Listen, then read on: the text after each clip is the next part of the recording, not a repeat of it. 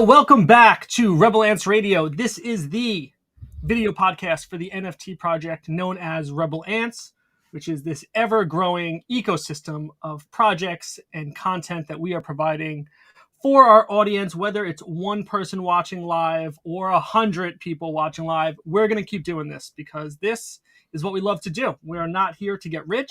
That would be cool. But we are here to share our journey of launching NFT projects and kind of showing the behind the scenes and supporting the rest of the community, right? We are built on the 3 pillars of transparency, showing who we are, giving a name and a face to our project, built on education, helping others to understand what this journey is like. And we are focused on supporting the community, which is why we feature artists and we interview personalities in the Web3 space. Miguel, how are you tonight? Great. That is 100% correct, everything you just said. I'm not lying. Is that what you're saying? Yeah. Good. Hey, I think we hit a snag when we went live. Like I could have sworn that we went in late or something. I don't know. I couldn't see the beginning video. It's weird. I don't know. I think I did my job right, and I don't appreciate this criticism, especially on air. You're fired. I think I did a good job. I don't think I did anything differently. In fact, last time I did screw it up. This time I made sure I didn't screw it up, because what happens is after the video stops, you can tell it what slide to go to show the content. This is the one I wanted to show. This is the one which has this new layout that I've put together here to keep our names ever present instead of flashing in every few seconds. So you say so. I'm sorry, what? If you say so. I do say so. And I would also say to the 2 people watching live right now, go ahead, hit that subscribe button, hit that like button, and then go to your favorite podcast player and subscribe to us on that as well, because we're everywhere. We are infiltrating you like ants invading your house on a summer barbecue. That's exactly what we're doing. That's a new tagline for our business card. Wait, I was going to say that was a really good line. You just made that up on the fly? I just made it up. That was great. Made it up. I didn't spend all day thinking about it every time I was on the toilet. It was really... Are you sure? Natural. Yeah. Because usually that's where you do your best thinking, is when you're in there. That is where I do my best thinking. Running and, on the can. So I wanted to share my progress with you on what I've come up with for a new tagline for Rebel Ants. You know what? I have to agree with you. Like, that's the best thinking happens in there. Just well, more to come. You know why? Because every day I'm spending time there, and I'm happy to share with you my toilet thoughts. Cool. So do you know what today is? Today is the 22nd of October. I don't know. What's today? It is October 22nd, and also the 364th day, 365th day since our first podcast episode. Our first episode was October 23rd, and It is now October 22nd. So this is our 1-year show sort of thing. This is the 44th podcast live stream since we started. So I want to ask you a question. Okay, you ready? Oh boy, shoot. If I told you a year ago that, hey, let's start a podcast, let's do an NFT project, but let's start a podcast about it, a video podcast where we showcase this process, we get to meet other people and kind of talk about news that we find interesting with each other. And I told you, hey, we're going to do 44 episodes in the first year. So, maybe we missed 8 episodes throughout the year. And let me share my screen with you and show you some stats. Not only would we do 44 episodes, those videos would earn 196,000 views. Wow. We would have 3,621 watch hours. We'd have 916 subscribers. And we would have, let's see, how many videos was it? 84 live streams, 70 videos with our clips, and 47 shorts. So if I told you all of that, would you feel like, yeah, let's spend a year doing that? Yeah, I would have been like, fuck it, let's do it. Yeah, I feel pretty good about those numbers. Sure, the project never really sold out, and we'll talk about that afterwards. But I feel like the content that we've made has been something to be proud of, and we've been fairly consistent. I think missing 8 shows in a year isn't all that bad out of 52, and we have 916 subscribers in our first year, and I don't think all channels achieve that in their first year. So no, I feel like we're onto something, and the more stick to itness we have, the more positive results we'll see. So Yeah, I just want to say those 8 episodes that we missed were all yours. All of them. No, I think the last 2 were absolutely you.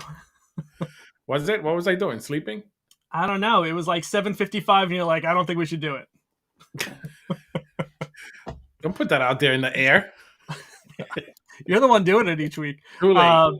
No. It's been I think it's been a mix of both of us, and I think it's been good. I think it's hard to do the same thing, every week in a row, but we've been fairly consistent, and I think our product has gotten better over time. We've evolved our process and our equipment and our process, and so I feel good about where we're at. Yeah, look how cool! Look at how cool my Tokenframe is. Yes. Look at how cool your Tokenframe is. What's on your Tokenframe at this moment, Miguel? Actually, you know what? I want to give a shout out to Dario, who was in our podcast last week, 2 weeks ago. The last one we did. And he sent us an NFT to showcase in the Tokenframe, and unfortunately, I was having some technical difficulties, so I wasn't able to put it up. But there it is. There it is. It's called Chaotic Ascension. It's beautiful. It looks pretty cool. I don't know if you can see it well there, but I'm gonna showcase you on the screen there. Let's remove this. Let's make it bigger, and now it's all you. And there it is. That's a good looking NFT. Boom. Yeah. Can I admit something to you about that episode? Go ahead. You see it? Yes, I can see it. So, the way he says his name is much better than the way I say his name. Dario? He rolls his R a little bit, and I don't think I can do that. So my goal in life now is to get him back on the show, but also learn how to say his name the way he says it. Dario. By the time of that, Dario. It's like, it was much more smooth, a little more suave than I could ever give. So your wife is Spanish, bro. It's time for you to learn some Spanish. She's Hispanic, not Spanish. Hispanic, Spanish, Latino. Actually, you know what? I get mad about all those threes. All those 3 things that people call Hispanics or Latinos or I don't know, whatever the other one is, Spanish. If you're Spanish, you're from Spain. Exactly. If you're Latino, you're from Latin America. If you're Hispanic, you're from the Hispaniola Islands or whatever it's called. That is not what that means. I think it means I just made Hispanic that up. descent. I just made that up. Get you a map. Get you a map. But it kind of makes sense, right? If you're Latin, you're from Latin America. Yeah. If you are Hispanic, you should be from Hispaniola, which is DR. If you're Spanish, you're from Spain. Yes. I will agree with you on that.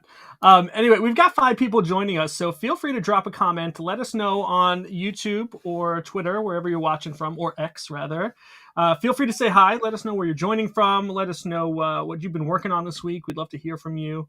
And again, hit that subscribe button. We are at 916, but I think we can get to 918 by the end of this episode, Miguel. I hope so. I'm dying to get over 1,000. If we get to 1,000, it would be amazing. We are going to get there. And you've been doing a lot of work to push our social media presence. I have. You're still working on it. You're working on you're playing with a new service though, right? What's that service that you're using? So the service is called Buffer. Are you able to share your screen into Buffer, or do you have it up? No, I can't do that. Because I can't share mine because unfortunately I have a lot of stuff on my computer, so my security doesn't allow me to share screen. But anyway, eventually I turn it off of one of the shows. But anyway, so I've been using Buffer, and I think it's great because you can share to all your socials, especially for us that we really don't have a lot of time to do the postings and and that kind of stuff, just to set everything up. So it helps me get organized so that I'm able to post everything on, like, for example, Sunday, like a day like today. I can schedule all my posts for the entire week, right? I mean, obviously I still go into Twitter whenever I have time, and obviously if we need to post something, we'll post it on the fly. But this helps us get more organized for the rest of the week. Like, we're able to just schedule all the posts for everything: TikTok, Instagram, X. So it's great. I love it so far. Yeah, we've gotten a lot of positive results from that. And just to point out, the website is buffer.com. And something I said to you was, why don't you just use what X or Twitter has already to let you to schedule posts? And you brought up the good point that using Buffer, once you have your accounts linked up, you can set it to go to all of those from one destination, right? Using Buffer, you can post to TikTok, Instagram, X, Yeah. versus on X, you can only post to X. So you started doing this on the 16th. So I'm over here on socialblade.com, which is a really cool website to look at engagement and traffic for different social media handles. So you can track followers and views, whether it's, YouTube or whatever it is. So sometimes it's cool to go on there and just look at other channels, maybe channels that you follow or people that you follow online. But looking at socialblade.com for our handle of Rebel Ants, you can see the day you started doing this, of October 16th, we gained 11 that day. And then we gained 7, then we gained 3.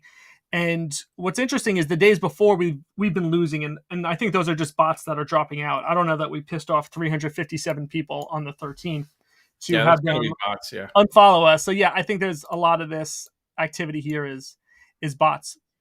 But then we've just been gaining every day, and that doesn't even account for other people that I think might have been dropped off as bots that we've then gained back on top of that. So yeah, either way, we're up for the week since doing that. I think we're up 20 just from you using Buffer instead to consistently post throughout the day. Yeah, I mean, it's much easier. It just makes things easier for us because we're very busy throughout the entire day. So yeah, it's definitely hard, and this tool is helpful. And there is a free side of Buffer, right? And you're not on the free one now? No, so we upgraded to the plan. Yeah, and that's because it gives us more channels, right? And what else do you get? Yeah, it gives us more channels, and now all of a sudden they put, I think yesterday, they are trying out an AI thing like ChatGPT on there that you're able to. It'll help you like create your posts. Right. Hey, just a side question. I'm looking on their website here at the footer section. They still have the Twitter logo. What are your feelings on companies that have not converted to the X, still using the Twitter bird? Honestly, I just think that they're just haven't updated. Yeah, but eventually they will. I mean, some companies have done it. Some companies take, like, I think last week there was some company that I usually go into their website. They still had the Twitter logo, and then like yesterday or something like that, they changed it to the X one. So I think slowly they're changing into, or they're realizing that they need to change it. It's more like oh shit, I got to change it. I agree. And even this screen overlay that we have here where you have the X logo, because I was making a new one. Our prior ones had the Twitter bird, and as someone who manages a handful of websites and follows the web development and design world, I see a lot of those conversations going on, like, got to go update 30 pages with the new X logo instead. So I think you're right. Over time, we'll see it continue to transition. I think everyone has accepted that Twitter is gone. Maybe I haven't changed the way I say it to stop saying Twitter, but I think that is the future. X is the future. Yeah, no, I still call it Twitter all the time. No. I think today I was calling you Twitter all day. It's hard not to. Okay, before we jump into some news, you had also had a busy week on the iPad, drawing and releasing some Germies. So we are now up to 30 Germies. So you can head over to germypets.com, pick up a free NFT, and there are going to be 500 Germies by the end of our lives, and they are all one of ones. And all of these have different parameters on how you can get them. So Germy Pet number 1 is free and it's unlimited. So you can get this one for free forever. There's no cap. And then some of them start to have caps, or some of them start to have costs. So this one, number 8, there's only 20 of them and it's 0.005 ETH. And some of them are a little bit more and some of them are a little bit less in quantity available. So let's talk about the last 5 that you dropped, and then we'll talk about why somebody might want to buy or acquire a Germy Pet. So we got these last few here. Any commentary on these? These are very different in the first 10 that we released, just because the shadowing is different. So what I'm trying to do is that every release that we do, there's something different from them, or the way that I do the shadows, or the way that I do the expressions, or whatever the case might be. But I'm trying to make it all different. And now when you click on a Germy, it'll tell, they all have their own personalities and names. So for example, that one, I don't know. Fuzzy Spore. What's the name of it? Fuzzy Spore. Yeah. So Fuzzy, if you read what it says there, it does a certain thing, right? But what does this one do? Yeah, so it says a Germy pet covered in soft, fuzzy spores, a gentle and calming companion that adds a touch of excitement to your collection. And there's Correct. only 5 fuzzy spores ever. There's only 5. That's it. Only 5. Yeah. So what I'm trying to do now is that in the last, I'm gonna say like 20 of them, each one of them has its own character. It's its own character basically. Yeah. So who knows? Maybe in the future it's gonna be intertwined with something. Obviously, it's intertwined with the battles, but it could be something else. We will see. Each one of them has its own storyline. Yeah, and the cool part is that they're going to be developed and released on a flow, so we'll be able to kind Yeah. of adapt the story and the purpose and even the look and feel of them as time goes on. So yeah, like you just said, as we are getting ready to release V2 of Rebel Ants: Battle for the Colony, we'll be using the power of AI storytelling to have the different battles within that 5,000 collection go up against each other every week, and whoever the winner is, if you're a holder of that gang for that NFT, then there's a reward, which is TBD. But there's a kicker, and you'll be incentivized by holding, more Jermys and more of the V1s. So that's why it's a good idea to grab some while you can, especially these that are limited to just 5, because each Yeah. of these will play its own role. Hey, Germy Pet battle. 28. Germy Pet 28, yes. My favorite. This is Electro Spark. It's like I love Germy Pet 28. Germy One, Pet because 28. I gave him a little mustache, so he looks a little French. Oh yeah. It looks like your mustache. It does, doesn't it? No, it doesn't. I don't have a mustache. It looked like my mustache when I was in high school, actually. Yeah, that's fair. Right. This seems like a cool one that you could do some like looping animation, like just having it kind of like floating or bobbing or the hair slightly waving. Yeah. Is that something you're able to add into Jermys to kind of like bring them to life? Yeah, absolutely. All right, very cool. We got a comment here from Universal saying, "My peoples." So what's up? Thank you for joining us, Universal. Pleasure to have you as always. Okay, Miguel. I think that's good for Germy Pets, and look forward to the next few that you release. I think it is time to look at the Saints of LA. You had sent me a message about the Saints of LA. Oh man, here we go. You had sent me a message about the Saints of LA, saying these looked interesting to you, and I've been following them a little bit more as we as the launch happened just a couple of weeks ago. We got DJP in the house, DJ Patrick in the house. That is true, DJ Patrick. Welcome. So saintsofla.com, this is the website for the Saints of LA. And let's just read what the description is. At Saints of LA, we're not just a project. We're a movement, a community, and a lifestyle. Our journey is about more than just NFTs. It's about capturing the spirit of the vibrant underground culture and translating it into a digital space. We are carefully developing apparel, events, and games IRL. So, first question to you, Miguel. What about this project caught your attention that prompted you to use up one of your 300 text messages for the month? Listen, I have a gripe with Saints for Saints. Already, I do. So first of all, it was all over my timeline. Like I could not go on X without seeing somebody post something about the Saints. So I think that they probably spent a whole bunch of money on getting all these people to like post about them. It's number one. A little hype, right? You think? Huh? You think they bought the hype? Oh yeah, 1,000%. Okay. But anyway, so my gripe is that it looks just like DGods. Yeah, that was my initial reaction too. And if you're watching on the video, we'll pull up the DGods collection. But if you're listening on audio on the podcast, you might want to just pull them up as well, side by side. So right now we're looking at Saints of LA. I will say one of the main differences is just the direction that they're facing. I feel like this is like a direct head-on picture, but when you click on DGods, these are looking to the right, and then they've had some versions that look to the left. But I think the style is so similar in like the weight of the lines and some of the detailing in the face, and I think that's what gives me that connection to think this feels like that. So let's open one up, and maybe we can just kind of click back and forth, or let's put them side by side and tile these two, and we'll just get a sense. Yeah, it's the same style. It's pretty similar. Let's find another one that's got a little more. Even the eyes are similar. A little more face. Let's find some more face here. So something like this. Yeah, there's definitely similarities. I mean, they're people, so I guess you don't stray too far from that when you do it. But yeah, the line, it's like something to me about the line weight that feels so similar across the projects. Um, Like this, I look at this project and I think about Frank automatically. yeah, exactly. I first thought this was a Frank project, a Frank DeGods project when I saw this. And then I kept reading and learned a little bit more about the founder, which we'll take a look at in a second.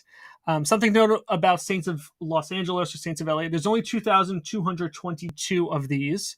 And some of their traits are pretty cool, though. I think some of their traits are very different from what we've seen in DeGods. I mean, this Pikachu looking hat is pretty cool to me, and there's some other cool things there.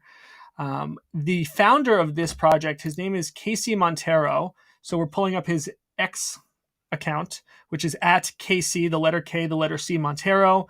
And he has 549,000 followers. And he's a television host and VIP of content for Kumu and the founder of Saints of LA. So yeah, him being a television host, I think, is what got his popularity started. And he's done a number of things. If you go to their website, he actually has like a 5-minute video just introducing himself, telling where the inspiration and the process was, or the process is, for getting the Saints of LA launched. This launched about 2 weeks ago. A lot has happened since then, but it did sell out, which is great for them. And the inspiration came from looking at DeGods. That's where it came from. It could. When you're on their website, they highlight these 4 things: the NFT, games, merch, and events. Now, we've seen the NFTs. The merch, they have a lot of clothing. It definitely feels like that lifestyle brand. And, I think merch is like a thing we've seen for probably 90% of NFT projects. They seem very focused on that. If you're looking on their social media, you'll see a lot of pictures.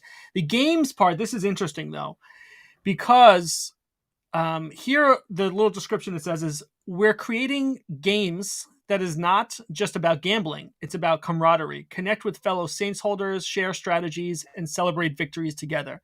Now, this used to say something about casinos. And the problem with that is it got them delisted from OpenSea. So I am pulling up a post here on x.com from at Patty Boy Floyd. And this is from just a couple of days ago. But it says, latest news from Saints of LA NFT being frozen out by OpenSea. It's because the word casino was mentioned in the project bio. Metabet's casino affiliate, which nobody even knows the context of how broad and blanketed that statement is. So the casino, they hadn't actually released too much information about what the games were or how they'll be played or how you wager or anything. But I think they were just using that to say, hey, we've got something in the works. And in fact, in the opening video from Casey Montero, he said it's already been developed. He has a lot of Web 2 history, so I think he was looking at how to take an existing Web 2 platform and integrate it with Web 3. So the team has since removed all casino-related verbiage and addressed the matter immediately. They weren't given the time to explain and have since been completely shut out from OpenSea communication.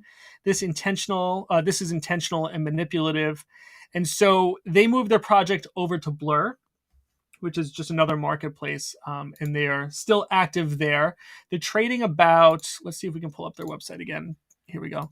I think it's trading around 0.1 right now. Yeah, so you've got 252 listed out of 2,222. It's a pretty good holding rate. And they're selling for about 0.1039, something like that. So I am sort of tempted. It's a little FOMO right now. Don't do it. I am tempted, but I will not. But I do want to follow this because it is interesting to see how this goes. It is interesting. I think the artwork's pretty cool. But again, I'm telling you, the moment that I saw it, I thought about Frank. I was like, all right, well, this is a Frank project. And then the more I digged into it, I was like, okay, this is some other guy. And then when I saw the video from the founder, like he is a TV personality, like somewhere in another country, though. It's not even here in the US. Well, that's okay. NFTs are global. Oh, I get it. But I don't know. I don't know. I don't like it. I don't like it. You don't like it? Okay. I'm open to it. I want to keep an eye on it. They've had a lot of traction. I think it's over 100 ETH already that's been accumulated. I think if we look at their OpenSea, let me see. I know the OpenSea is frozen, but it'll show how much. So they had already 160 ETH a couple of days ago, and then since the freeze out from OpenSea, it garnished a little more attention.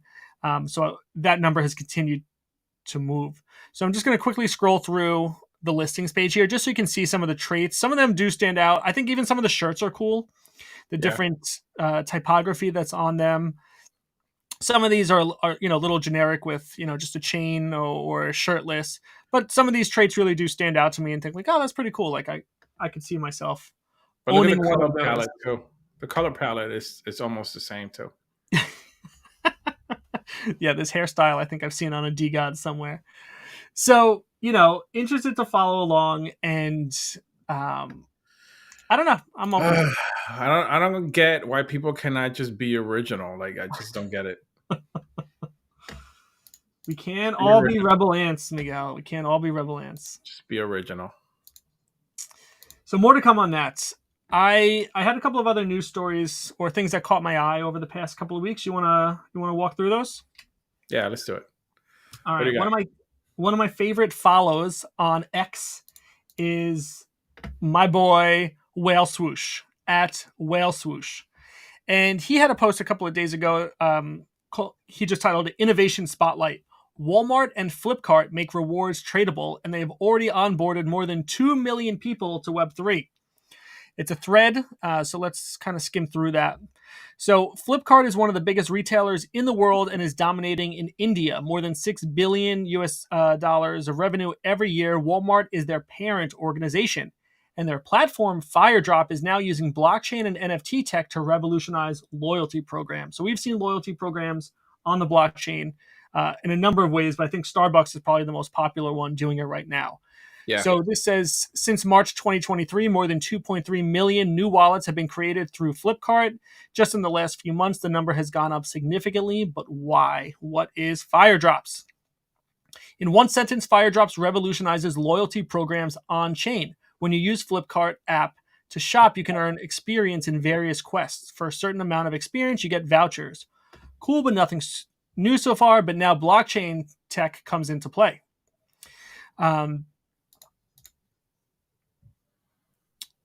So the common problem with vouchers is that not everyone can or wants to redeem them. Sometimes you simply don't need them, or the vouchers expire before you have a chance to use them, entering NFTs.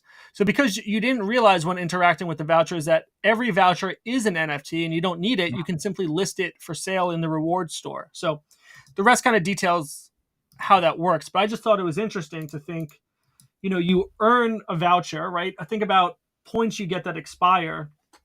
Maybe you couldn't use those points, so they'd expire. So what can you do with those instead? Can you sell those off, trade those off? And this platform lets you do that. And integrating that into Walmart, obviously one of the biggest retailers in the world, I think it's a pretty cool way to kind of get that started. And as implied in that tweet, that people don't even know they're interacting with an NFT in that way, but they just have the ability to post those rewards before they lose them. That's interesting.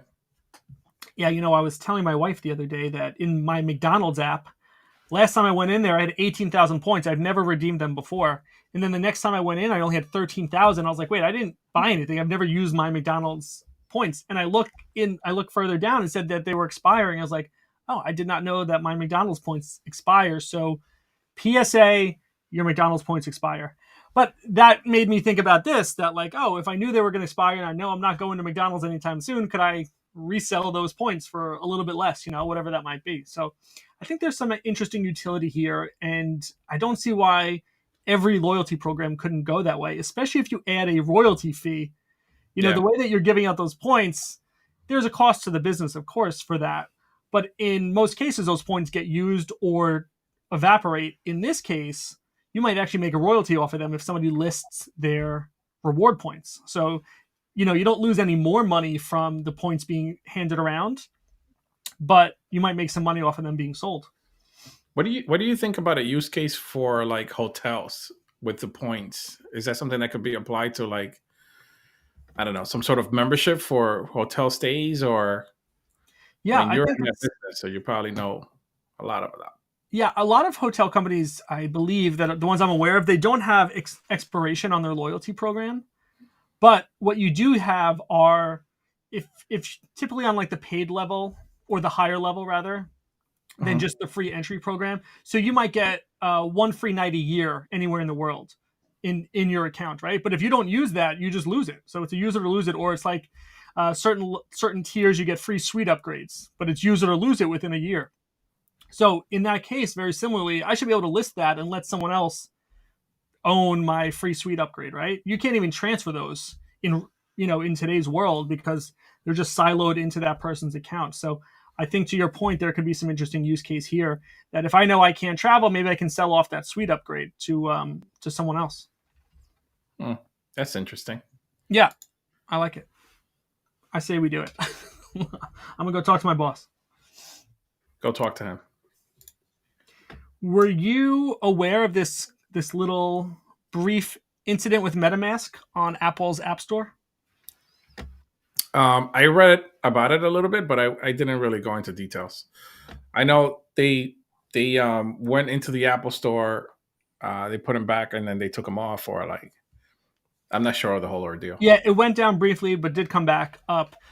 So I've got an article pulled up here from cryptoslate.com titled MetaMask is back on Apple's App Store after briefly leaving the platform. So I think it was never explained exactly why it went down. There was a couple of theories on there. Somebody said that at some point there might have been a violation against Apple's App Store policy in the way that, transactions happen. Apple's App Store, they want 30% of all transactions. And that's where there's been a lot of friction with crypto and blockchain because those transactions are happening on the blockchain within the app, right? So imagine giving Apple 30% of every transaction that happens in MetaMask. That would be, nearly impossible. Yeah. So somebody thought that maybe MetaMask was taken down because Apple had changed their policy and this became in violation of that. And so it went down, made some changes, and it came back up. Somebody else I saw commented that maybe Apple is getting ready to release their own platform for this purpose, and they were trying to take down competitors so that they would be like really the only blockchain app standing. But either way, it just made me think, if you only had your stuff in MetaMask on your iPhone and this went down, how hard would it be to get back? So I know you and I have talked at length about having your backups, having your cold storage wallets. And even today you shared a story with me about your new phone. What was that? Yeah, so I ended up getting like the 15 Pro Max because my iPhone was a 12 Pro Max. And I needed to. What? I don't know how you survived with that. So I switched to a 15, and then I kind of panicked because when it was transferring the data from one phone to the other, it like shut off, like it froze, and I was like, oh shit, like what's happening here? And I couldn't turn the old one on, or I couldn't like turn the new one on with all my stuff in it. It like rebooted. It was weird, right? So then I'm like, okay, my crypto wallets are in there. All this crap is in there. Like that's a problem. So then I don't know. I rebooted both phones, and then all of a sudden I was able to transfer, or they continued to transfer it, and then it was fine. But again, it goes to show that what I keep telling you, like make sure that you have a ledger somewhere, or some sort of cold wallet somewhere out there, just so you could put your NFTs and your most expensive NFTs and your cryptos and stuff like that in there. Yeah, and I keep telling you, you're not my dad, and you don't get to tell me what to do. I am your dad. I am your father.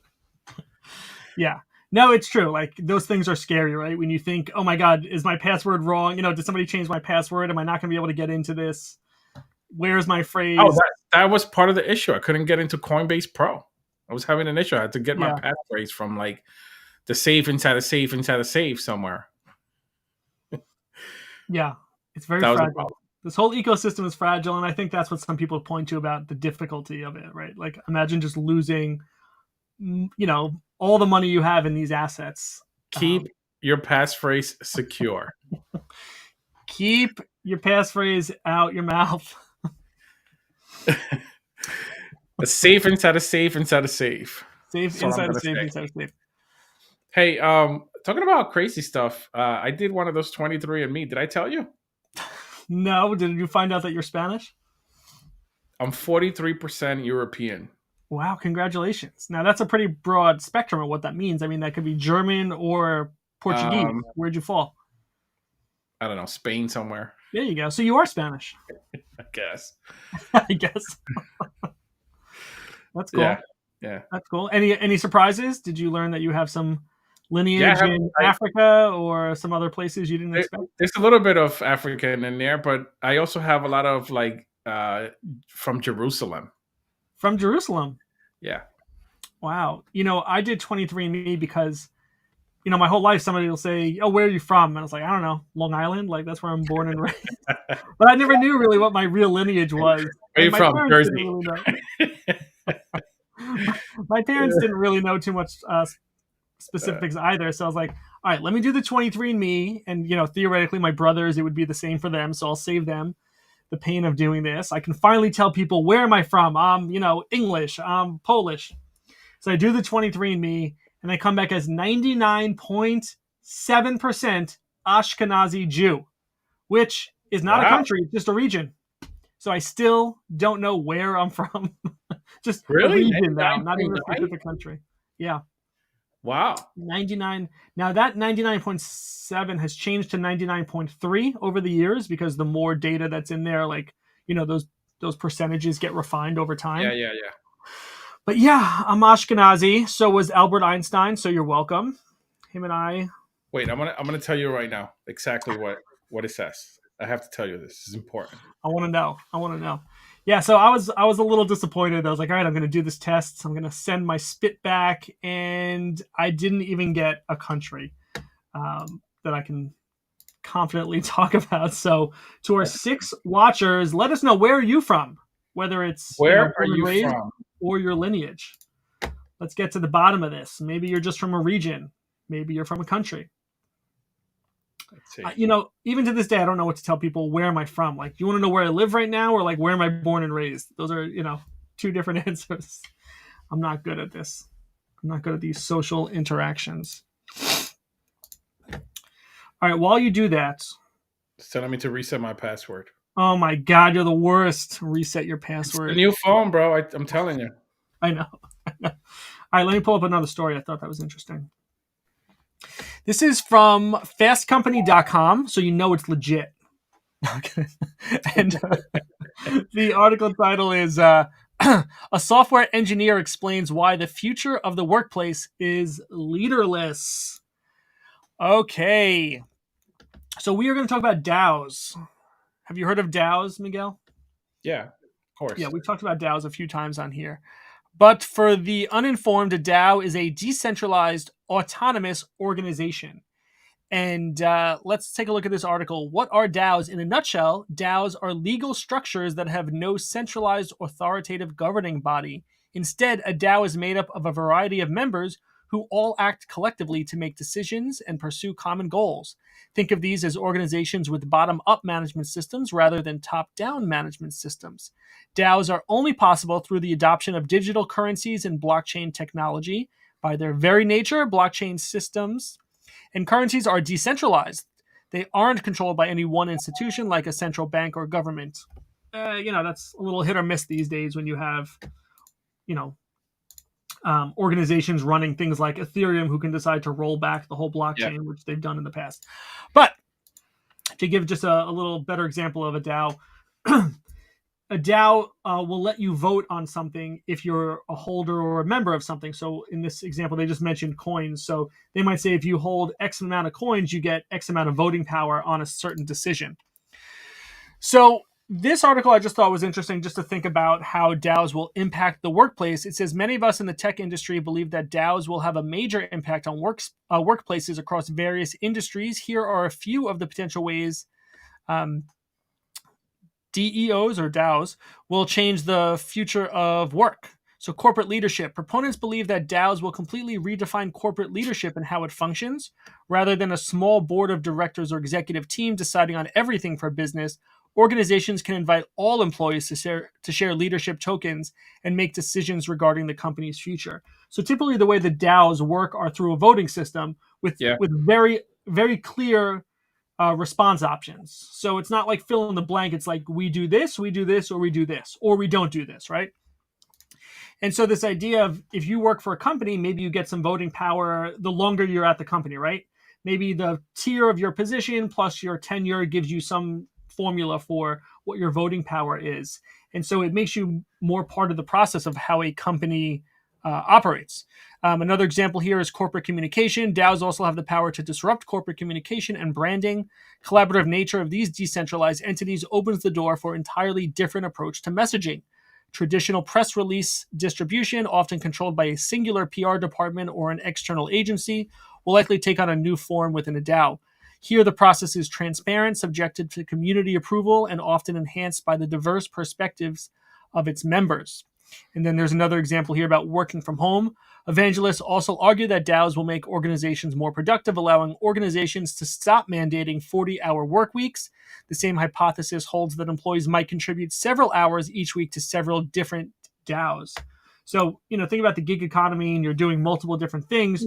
Maybe you're earning the voting power within multiple different DAOs that you're a part of. Maybe it's a platform like Upwork or Fiverr or something, but you could have a say in those platforms. So any examples you can think of for DAOs within your world of retail outside of the NFT space? No, not really. Not in the world of retail. Yeah, I think it's interesting though. This idea that you could actually have a say in these things. Maybe your vote is very small. It's kind of like U.S. elections, right? You get one vote. Your vote counts. Does it matter? Hard to say. Doesn't matter. Yeah, that's true. Did you reset your password before I did. Do you want to know? I want to know. So check this out. So I'm 42.69% European, Southern European. Southern, okay. That's Spanish and Portuguese, and then broadly Southern European, it says.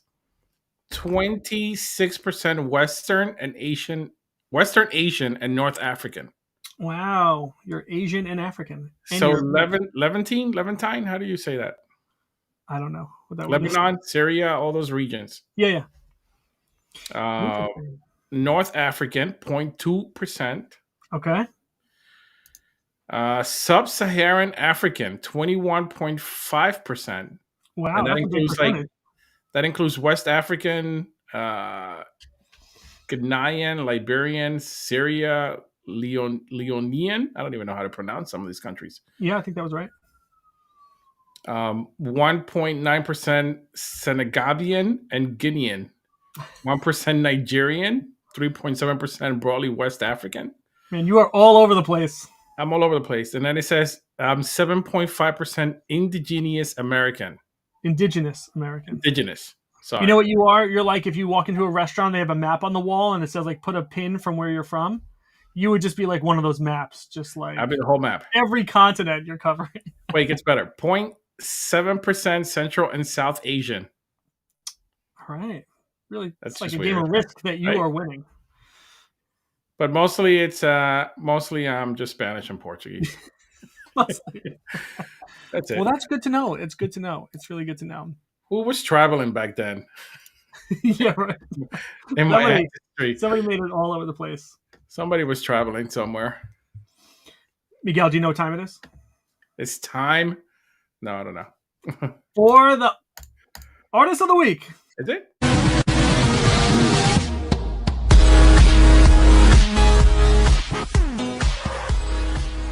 Miguel, have you ever heard of Louis Osborne? I have not. I thought you would say so. Education. Louis Osborne, he is a Bristol, as in England, based loop maker. So a loop maker is somebody who makes art that just continues to loop. So I saw him on Twitter and I was mesmerized. Yeah, that's cool. Yeah, so let me pull up one of these as an example. We are on his OpenSea, which is opensea.io/Lewis, LEWISOSB, and then /created. So this is just, they're very simple animations that just keep looping over and over again, but they're really fascinating to watch. And this one is called Bull Run. And, this guy is jumping on like a stock chart and just, it keeps turning green as he hits it. So he has a smiley face when it turns green, and the one who's jumping on red has a sad face. Yeah. And it just keeps looping. And, it doesn't look, it looks like it's looping, but it's not like it stops and then restarts. You just kind of see like this one fluid animation, and that's how pretty much all of his look. Some of them are just really, really cool. Another one similar to that one, I think this one first caught my attention, called Highs and Lows. So it's, this one head just bouncing on these candles, right? Like a stock candle. And when it's red, it's a sad face. When it's green, it's a happy face. And it just, I don't know, it kind of hits home about that emotion of like, how do we feel, right, on those highs and lows? So it's like the mental high and low, and also the stock chart candle high and low. So that one was really cool. That's funny. There's another one. Which other ones did I really like? Let me see that one on the top with the red and that one. Morning Chaos. This one? Yeah, Morning Chaos. It's just heads bouncing all over the place. There's a little shadow under them, but they go in different directions. Some have a smiley face, some have a sad face. You'll see the same theme of animation throughout all of them. It is really cool. He's got so many on here. It's like inspiring, because you're like, oh, could I do something like that? And again, this is one of those things that probably looks a lot easier, or like it sounds like it's easy, but it's really not easy. Here's one called Indecisive Sticker Bomb, and it's a pencil drawing on a sticker, and it's drawing a happy face, and then it's erasing it, and then drawing like a sad face, right? So it's a lot of these same elements across all the animations, but it's just so well done. And that is so cool. Yeah. Yeah, this one has like a little grain of like radio texture background to it. And it's just very fitting. So like all the colors that this guy uses, the textures, the backgrounds, it's just perfect. This one's called Bad Habit, and it's a box of cigarettes, and the cigarettes are just bouncing up and down with the different facial expressions on the butt of each cigarette. And on the box, there's like a happy face, but it's got the eyes crossed out like you're dead. And the cigarettes just keep bumping up and down, and it's like you could just watch this and get lost in these for. The cigarettes have the same face on top. On the top, you see it? Yeah, exactly. Here's one called Feeling Lucky, and this is a one-armed slot machine, and it just keeps going over and over again. The arm swings down, and then that is cool. The dials rotate on each of the for the lever for the casino. I am still getting one of these. And it always lands on this one of like the three smiley faces. So some of these are not cheap, relatively speaking, but they're just so fascinating. I just love them. What was another one I thought that was really cool? Let me see. I think it was this one, Stand on the Right. This was elevators. Stand on the Right. That is hilarious. And you got like one head bopping down the elevators on them. And yeah, I don't know. I'm very impressed with this guy. I did send him one tweet. I wasn't very aggressive about it, but it'd be really cool to get him on here. And you can follow him on X on @Lewis_OSB. Again, he says Bristol-based loot maker. He's on Object, Super Rare, OpenSea. And yeah, you can just scroll through his Twitter and just see some really, really cool art. That is pretty cool. I got lost in for sure. How did you come across him? Somebody else had posted him, or reposted, retweeted, rezeeted, rezapped him. I don't know, whatever we call it these days. But I loved it. I'm looking at another tweet on his timeline that he reposted. Someone said burned a rush hour. Sorry, I think they were saying they burned an hour just looking at his videos. Like, I think they're pretty cool. Yeah. Yeah. So definitely give him a follow. Go check out his work. Maybe pick one up. Not financial advice, but I'm impressed. That's all I can tell you. Yeah, I'm gonna pick one up. I liked it. Liked it very much. Yeah. Not like Saints of LA, but all right. Stop hating. We got to see I'm how not hating. I'm just mad because everybody wants to do the ape thing for like a whole year, and now everybody wants to do the DGOT thing for a whole year. Human thing? Yeah. Like, just stop. Just be original. Like, okay, I don't mind. Like, I am hating. You know what? I am hating. It is what it is. I'm afraid to even post those clips of you talking smack. What if It's we want to okay, get them do on it. the show? It's What if my I want to opinion. buy one? No, we could have him on. I'm not saying that I'm hating on the guy who created the thing, but I don't know. It's too much like DGOTs. Like, I don't know. I would like to hear the story behind it. Maybe we could get him on the show. Who knows? Let's try. It'll be interesting to hear from them what similarities they found between their art. And I don't think this guy Casey did the art, so I'd be interested to hear what that process was, right? What was the art direction communication to the artist? Yeah, that's true. All right, Miguel. Does Frank does his own art? I don't know. Maybe it was the same artist. Maybe we need to get both of them on the show at the same time. It was a freelance artist who did it. Yeah. Yeah. Wouldn't be the first time. So bad. I'm so bad. I'm kidding, guys. I'm kidding. All right, kidding, world. I'm not hating. I'm kidding. Nah, he's a Give me hater. a little bit. I'm gonna slice all these clips together of you talking trash about. No, I want you to clip all these. I want people to know what my opinion is on it. It's my opinion. And that's why we're here. You have a platform to share your opinion. Do not take my opinion from me, Kevin. Your opinions are your own. But don't you feel the same way? Yeah, the art looks similar, 100%. But all right, I don't know. I mean, you're not hating like I am, but I'm not hating. I'm open. I'm open to learning more. You want to buy one. You want to get one right now. I do want to get one. I'm really anxious for it. And you are going to get one. Tomorrow you're going to text me like around 5 a.m. and say, yeah, bro, I got one. Shameful. I did it. Yeah. 3 a.m. All right, I'm fine. I'll do it. I feel shameful. Want to wear a mask to work. Yeah. I'm just going to put a Saints of LA over my face. Anyway, listen, we've now completed 1 year of podcasting together, and I'm glad we've done it, and I'm glad we've gotten as far as we have, and I'm excited to see where we go. So this has been a great journey and great adventure, and we appreciate everyone who's followed along with us, who's picked up a Germy Pet, who's picked up a Rebel Ant V1, and hope that you'll join us for the next phase as V2 gets announced and rolled out in the near future. And that's it. So join us over on YouTube. Make sure you hit subscribe, like the video. You can find us on Twitter or X at Rebel Ants, and find us on your favorite podcast player and hit the subscribe. Give us a little review. Just show some love. That's it. That's all I got, Miguel. Show some love out there. That's it. All right. Well, have a great night. Happy 1 year. Happy 1 year, buddy. Peace out. Peace.